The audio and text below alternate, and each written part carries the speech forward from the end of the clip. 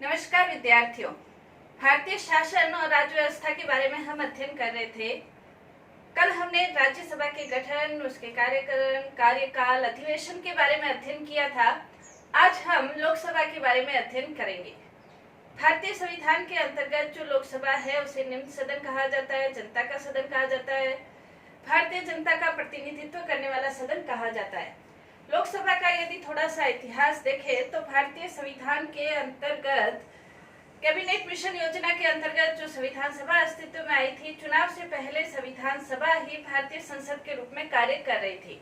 और जब भारत में प्रथम आम चुनाव हुए, अक्टूबर 1951 से लेकर फरवरी 1952 तक जो प्रथम आम चुनाव हुए, उसके अंतर्गत प्रथम लोकसभा का गठन किया गया और 13 मई 1952 में 1952 में प्रथम लोकसभा अस्तित्व में आई और उसके बाद से लोकसभा लगातार कार्य कर रही है।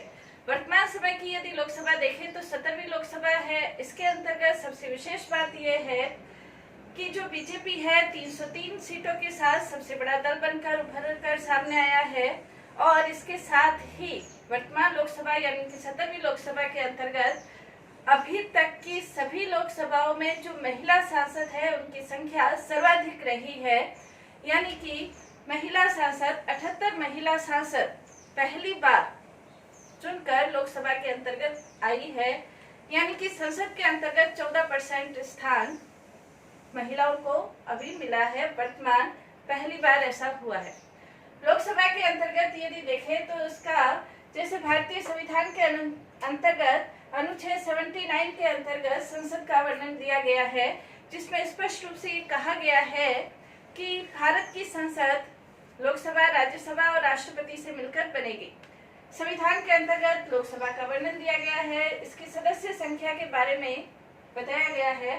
भारतीय संविधान के अंतर्गत ये बताया गया है कि 552 सदस्य अधिकतम लोकसभा के अंतर्गत हो सकते हैं। 552 सदस्य हो सकते हैं। 530 जो सदस्य है वो राज्यों के निर्वाचन क्षेत्रों से चुनकर, प्रत्यक्ष रूप से चुनकर आते हैं। 20 जो सदस्य है वो संघ शासित प्रदेशों से चुनकर आते हैं। इसका वर्णन अनुच्छेद 81 के अंतर्गत दिया गया है। इसी प्रकार अनुच्छेद 331 के अंतर्गत ये कहा गया है कि यदि राष्ट्रपति को ये लगता है कि आंग्ल भारतीय सदस्यों का समुचित प्रतिनिधित्व लोकसभा के अंतर्गत नहीं है तो ऐसे 2 सदस्यों को राष्ट्रपति संसद में लोकसभा में मनोनीत कर सकता है। यानी कि ये क्वेश्चन उठ सकता है कि राष्ट्रपति संसद में कितने सदस्यों को मनोनीत कर सकता है। तो राष्ट्रपति संसद में 14 सदस्य, 12 सदस्य राज्यसभा में मनोनीत करता है, वो तो करता ही है। 2 सदस्य यदि आंग्ल भारतीयों को समुचित प्रतिनिधित्व नहीं मिलता है तो 2 सदस्यों को लोकसभा में भी मनोनीत कर सकता है। वर्तमान समय यदि देखें तो वर्तमान समय लोकसभा की सदस्य संख्या 545 वर्तमान लोकसभा की सदस्य संख्या है।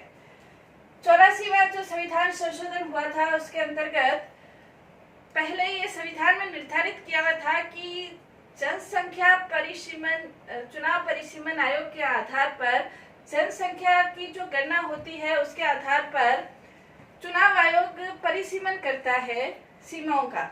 लेकिन 84वें संविधान संशोधन के आधार पर ये निर्धारित कर दिया गया है कि 1971 की जनसंख्या गणना के आधार पर ही ये जो सीटों का बंटवारा है, राज्यों का जो प्रतिनिधित्व है लोकसभा के अंतर्गत, वो वैसा ही रहेगा 1971 की जनसंख्या के आधार पर ही।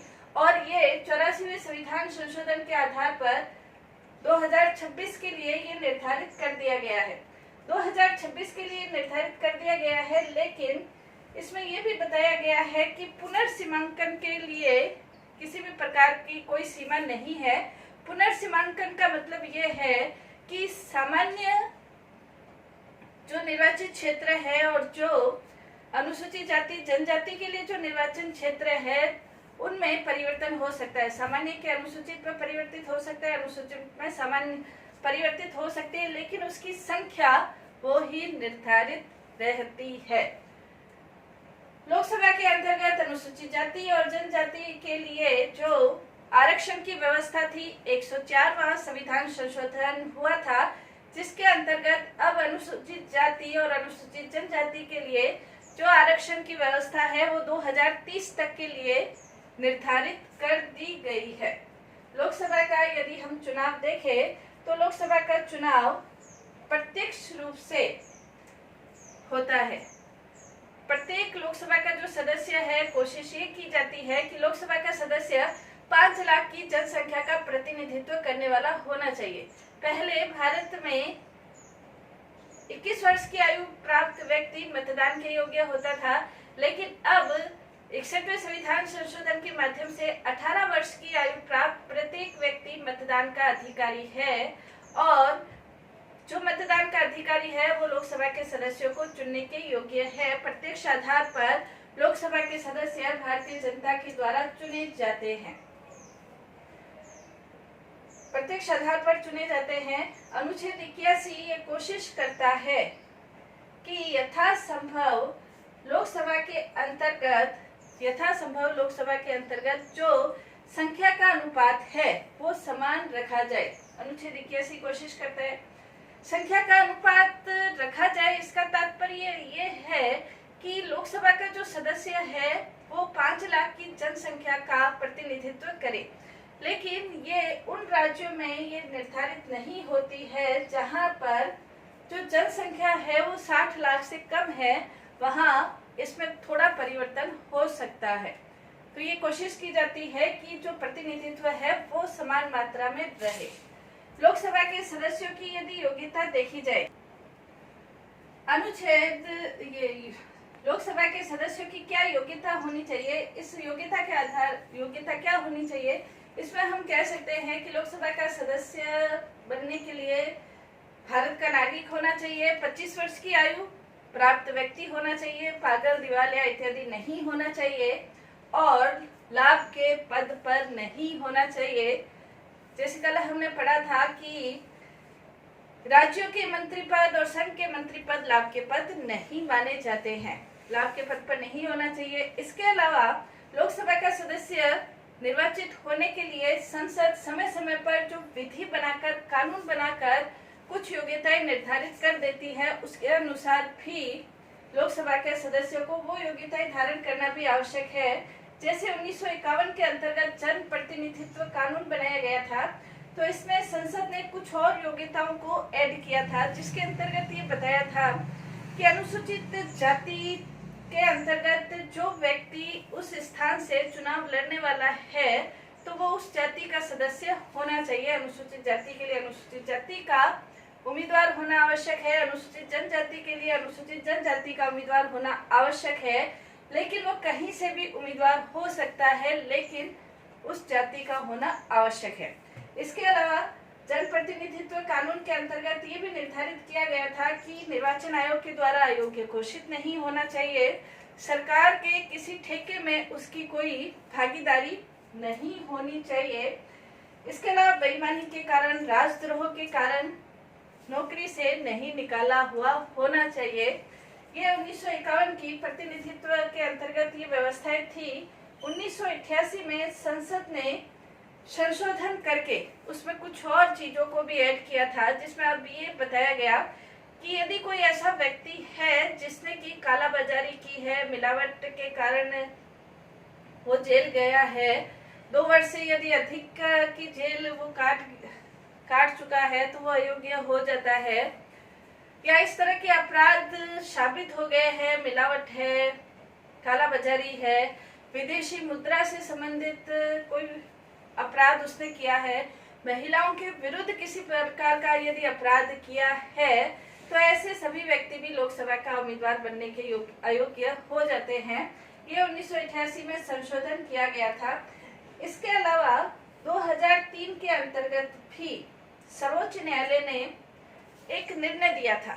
सर्वोच्च न्यायालय ने जो निर्णय दिया था उसके अंतर्गत ये कहा गया कि भारतीय जो मतदाता है उनको अनुच्छेद 19(1) है वो विचार अभिव्यक्ति की स्वतंत्रता से संबंधित है, सर्वोच्च न्यायालय ये कहता है कि विचार अभिव्यक्ति की स्वतंत्रता के अंतर्गत ही सूचना का अधिकार भी शामिल है और इस अधिकार के अंतर्गत भारतीय मतदाताओं को ये जानने का अधिकार है कि वो जिसे उम्मीदवार चुनने जा रहे हैं या जिन उम्मीदवारों को उनको लोकसभा का सदस्य बनाना है उनकी संपत्ति क्या है, आपराधिक पृष्ठभूमि क्या है, उनकी शिक्षा क्या है, इस सारे संबंध में उनको जानकारी प्राप्त करनी आवश्यक है। इसलिए प्रत्येक उम्मीदवार को अपना नामांकन दाखिल करते समय एक शपथ पत्र भी भरना होता है और उस शपथ पत्र में सारी जो डिटेल है, उनके ऊपर कौन से मुकदमे हैं, उनके क्या शिक्षा है, उनकी संपत्ति प्लस उनके परिवार के पास कितनी संपत्ति है,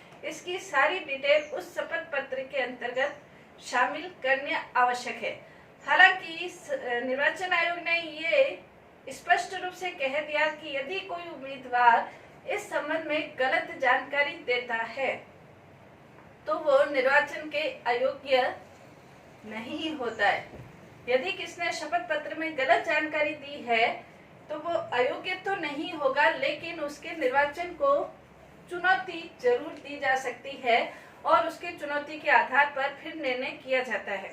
तो इस प्रकार के संसद के लोकसभा के सदस्यों की योग्यता है। लोकसभा का जो कार्यकाल है वो 5 वर्ष का निर्धारित किया गया है।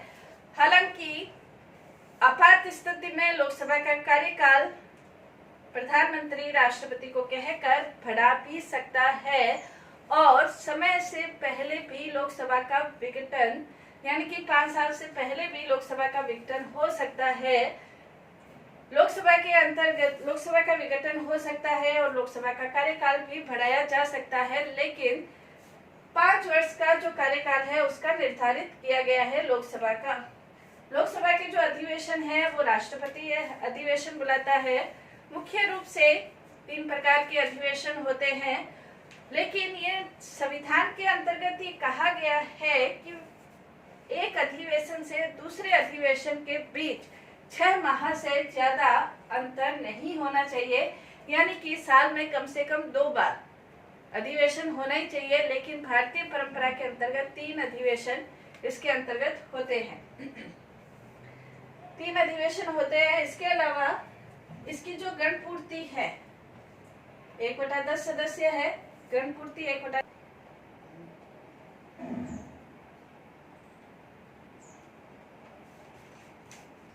लोकसभा के सदस्य को जो शपथ दिलाई जाती है, राष्ट्रपति के द्वारा शपथ दिलाई जाती है। अपना स्थान ग्रहण करने से पूर्व लोकसभा के सदस्य को शपथ दिलाई जाती है। संविधान की रक्षा की, अपना कर्तव्य निष्ठापूर्वक निर्वाह करने की और अपना कर्तव्य निष्ठापूर्वक निर्वाह करने की, संविधान की रक्षा की, देश की एकता और अखंडता की शपथ दिलाई जाती है। लोकसभा की यदि हम पदाधिकारी देखें तो लोकसभा के अंतर्गत एक अध्यक्ष और एक उपाध्यक्ष होता है। अनुच्छेद 93 के अंतर्गत ये कहा गया है कि लोकसभा के सदस्य अपने में से ही एक अध्यक्ष और एक उपाध्यक्ष का निर्वाचन करते हैं, चुनते हैं। अगर भारतीय संविधान के अंतर्गत देखें तो भारतीय संविधान के अंतर्गत जो अध्यक्ष की परंपरा है वो ब्रिटेन और अमेरिका के दोनों के समन्वय पर आधारित परंपरा है। ब्रिटेन के अंतर्गत जो लोकसभा का अध्यक्ष होता है वो संपूर्ण रूप से अपना राजनीतिक दलों से संबंध विच्छेद कर देता है, लेकिन अमेरिका के अंतर्गत जो प्रतिनिधि सभा है, जिसे निम्न सदन कहते हैं, वो पूर्ण रूप से राजनीतिक दलों से अपना संपर्क खत्म नहीं करता है।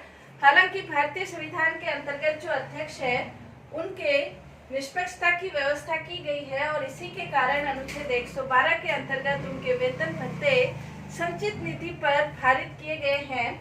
अनुच्छेद 100 के अंतर्गत उनको समान मत आने की स्थिति में ही निर्णायक मत देने का अधिकार है। अनुच्छेद 100 के अंतर्गत इसी प्रकार अनुच्छेद 94 में अगर उन्हें उनके पद से विमुक्त करना है तो उसके लिए विशेष बहुमत की आवश्यकता होती है।